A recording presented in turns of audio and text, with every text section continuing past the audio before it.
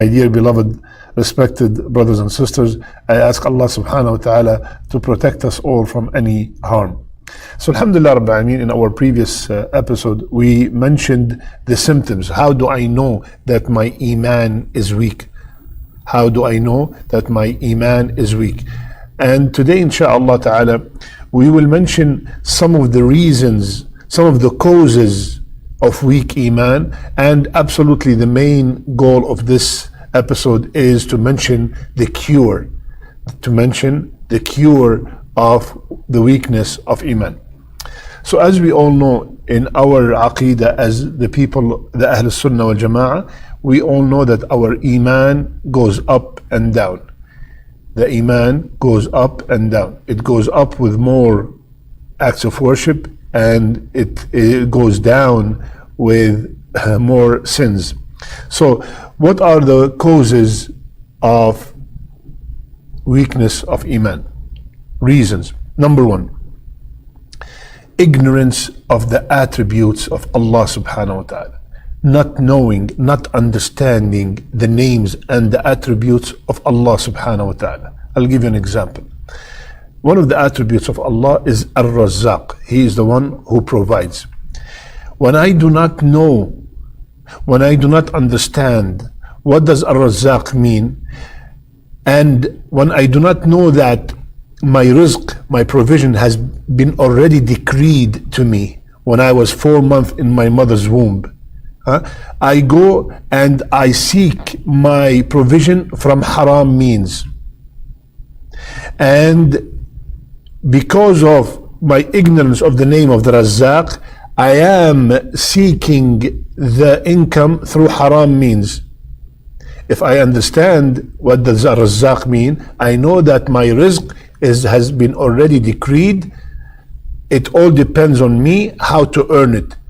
But the rizq will not change, subhanallah.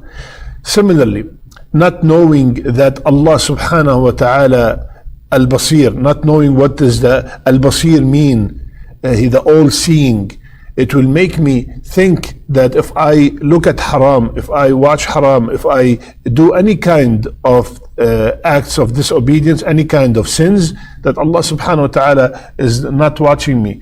And that will cause, of course, the weakness of faith. So number one, being ignorant about the attributes of Allah subhanahu wa ta'ala makes the Iman so weak. Second, obviously committing a lot of sins. The more sins we commit, the more stains are on the heart.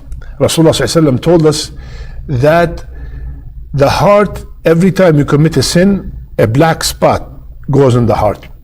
And the Iman is from the heart, right? The Iman is in the heart. So the more I commit sins, the darker this heart is, the harder it is for this heart to accept the guidance, and that would lead to the weakness of Iman. Third, failing to do acts of worship, failing to pray on time, or failing to pray at all. Some people do not even pray, and they wonder why their Iman is weak. They do not pray, they do not have any relationship with the Qur'an, they do not fast, they do not give any kind of charity. The further I am from committing or my duties to Allah subhanahu wa ta'ala, the weaker is my faith.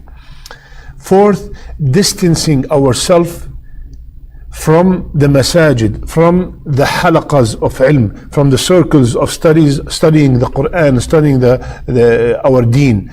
The more I stay away from this kind of environment, the weaker is my Iman.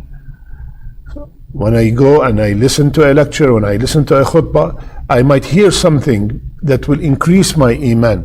Because all these lectures, all these talks, they are like a fuel. They boost my Iman boosters, subhanallah. So when I'm away from them, obviously the Iman is weaker. Fifth, excessive eating and drinking and sleeping and staying up at night. All these lead to the weakness of Iman. Excessive laughter. Rasulullah sallallahu alayhi wasallam, he said that كثرة الضحك تميت القلب. Excessive laughter is good, moderately, but when we make all our life is mockery and laughing and joking, that will kill the heart, and when the heart is dead, it leads to the weakness of Iman. And finally, one of the main reasons for weakness of Iman is the love, the addiction to dunya. All the concerns is dunya, dunya, dunya. There's nothing except dunya in the person's heart. When the dunya occupies the heart, the Iman gets out of the heart. Subhanallah. So these are some of the reasons that would lead the person to have weakness of faith. Let's get to the most important part. How can I feel? Yeah, Sheikh, I heard the symptoms, and I feel like from the symptoms you mentioned, I am weak in my faith. I want to increase my Iman. What should I do? Inshallah ta'ala, we will mention 7 ways to increase our Iman. First and foremost, reading and pondering upon the Qur'an. Not only just reading with tadabbur, with pondering and contemplating upon the ayat of the Qur'an. Allah subhanahu wa ta'ala told us in Surah At-Tawbah, وَإِذَا مَا أُنزِلَتْ سُورَةٌ فَمِنْهُمْ مَنْ يَقُولُ أَيُّكُمْ زَادَتْهُ هَذِهِ إِيمَانًا. When a surah is revealed, the Sahaba ask each other, who among you this surah increased him in Iman? So that means when we read the surahs, when we understand the surahs, when we apply those ayat that are revealed, it will increase our Iman. Allah subhanahu wa ta'ala told us, كِتَابٌ أَنزَلْنَاهُ إِلَيْكَ مُبَارَكٌ. This book, Ya Muhammad sallallahu alayhi wa sallam, we have revealed it to you and we have made it full of barakah. Full of barakah. What should we do with it, Ya Allah? لِيَدَّبَّرُوا آيَاتِهِ. So they can ponder upon the ayat. The listening, the reading, the memorizing, these are all tools to get to the goal why the Qur'an was revealed, and that is the pondering upon the Qur'an. Let's ponder upon one ayah, just one ayah. Subhanallah. Surah Al-An'am, ayah number 59.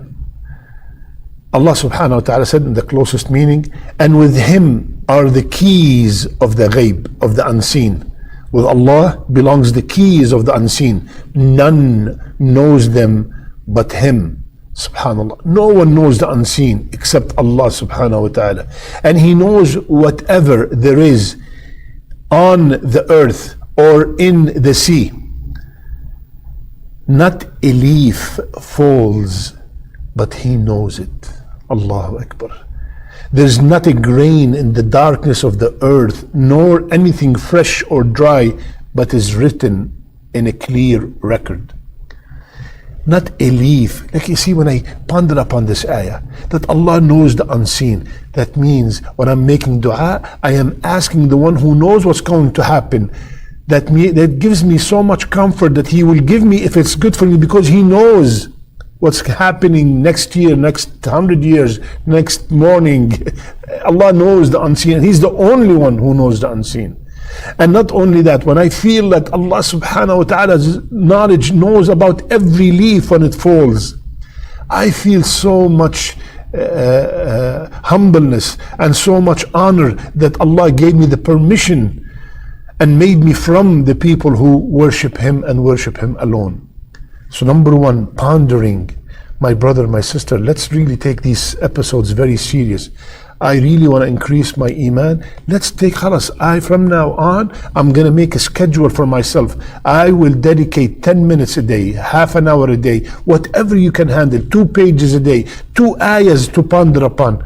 But to leave the whole day without touching the Qur'an, without pondering upon the Qur'an, that's a major reason for the weakness of faith. And to read the Qur'an with Iman and to dedicate, I'm not going to sleep tonight until I read that part that I promised myself I'm going to read. I'm not going to sleep tonight until I understand one ayah Subhanallah. So please put that on your schedule so you can feel that we are benefiting from this episode. Number 1, reading and pondering upon the Qur'an. Number 2, wallahi, number 2 is the one that really personally changed my life. When I become consistent in my salat, consistency in the salat, being so concerned always that every salat has to be on time, and to try during the salat to have as much khushu' as possible, to concentrate as much as I can, to read slowly, to ponder upon the Fatiha, to praise Allah with humility. Subhana Rabbi al-Azim.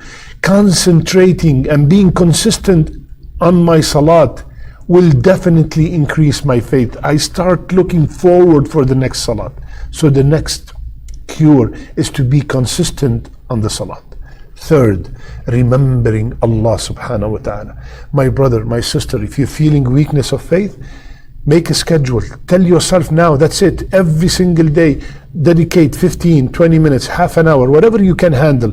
I am going to sit down and remember Allah. Subhanallah, walhamdulillah, wa la ilaha illallah, wallahu akbar, la ilaha illallah, wahdahu la sharika lah, lahul mulk wa lahul hamd, wa huwa ala kulli shay'in qadir, la hawla wa la quwwata illa billah, la ilaha illa anta subhanak, inni kuntu min al-zalimin. Any form of dhikr, remembering Allah subhanahu wa ta'ala will increase the Iman. It is the cure for the weakness of Iman. Why? Because the remembrance of Allah will bring the heart to rest and be at peace. Like Allah subhanahu wa ta'ala said, Ala bidhikrillahi tatma'innu al-qulub. Verily, in the remembrance of Allah subhanahu wa ta'ala, the hearts find rest. And when the heart is resting, the Iman will increase, because the Iman, the source of Iman is from the heart. Number 4, performing a variety of good deeds. I'm walking to the masjid, right? And I'm remembering Allah subhanahu wa ta'ala. I get to the masjid. I say salam to my brothers. I pray in jama'ah. After I finish, I sit down. I remember Allah subhanahu wa ta'ala. After we finish, we ask each other, let's go visit so-and-so because he's sick. Let's go and help a brother so-and-so. He is moving. All the time, subhanallah, from one ibadah to another ibadah. Even when I go to work, I change my intention. I make my intention. I am going to work. During work, I am going to lower my gaze. I am going to be there on time. I'm going to give everything that I promised my employee to give. All that time during work, during the job, will become a ibadah. I am working to provide for my family because I am responsible for them. All that time will become a ibadah. From one ibadah to another, performing a lot of good deeds that will increase the Iman in the heart. By increasing the good deeds and the obedience, one nears himself from Allah subhanahu wa ta'ala and purifies himself. And then they are less likely to fall into the desires and the worldly pleasures which take them or decrease the Iman. Number 5, remembering death and fear of a bad end. Remembering death and fear of an evil end.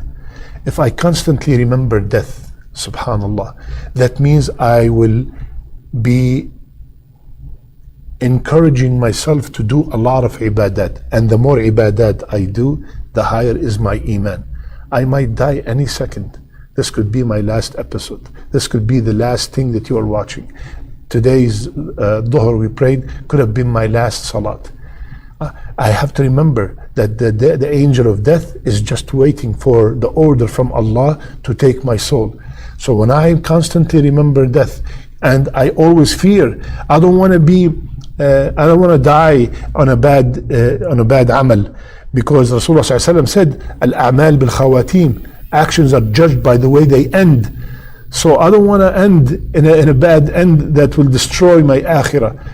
So that will increase my iman, and it will increase the possibility of doing good deeds. Subhanallah. So remembrance of death, Rasulullah ﷺ said, remember often the destroyer of pleasure.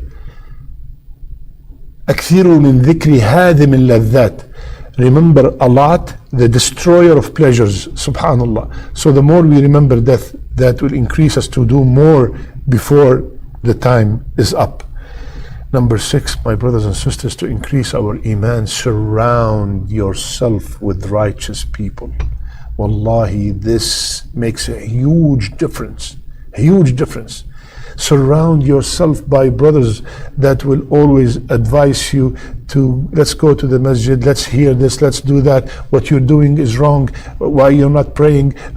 My sister, surround yourself by sisters who remind you of Allah. When they see you do wrong, they remind you immediately to stop, and when they see you doing something good, they take your hand and they assist you and they go with you and they encourage you and they praise you. Subhanallah. Al-mar'u ala dini khalilih. The person is on the deen of his best friend. So see who are your friends. They are the ones, subhanallah. It depends. Every person's iman depends on who he surrounds himself with, who she surrounds herself with. The friends have a major influence on our iman, our amal, our ibadat. So surround yourself and make sure your family, your children are surrounded by righteous company that will increase their iman. Finally, number 7, my brothers and sisters, Rasulullah sallallahu alayhi wasallam said in the hadith sahih, verily the faith of one of you will wear out within him, just as a shirt becomes worn out. So ask Allah to renew the faith in your hearts. Ask Allah to renew the faith in your hearts. So the last point, ask Allah.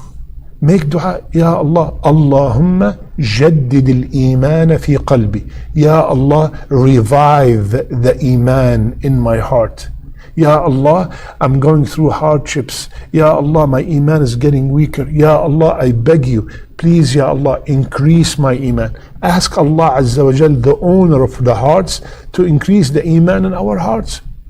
And Allah subhanahu wa ta'ala, if He sees you, my brother, my sister, that are sincere, He will increase your iman.